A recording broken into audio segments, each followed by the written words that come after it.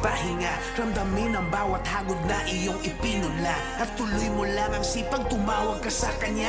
Magbubunga rin lahat ng sakripisyong ginawa mo talaga.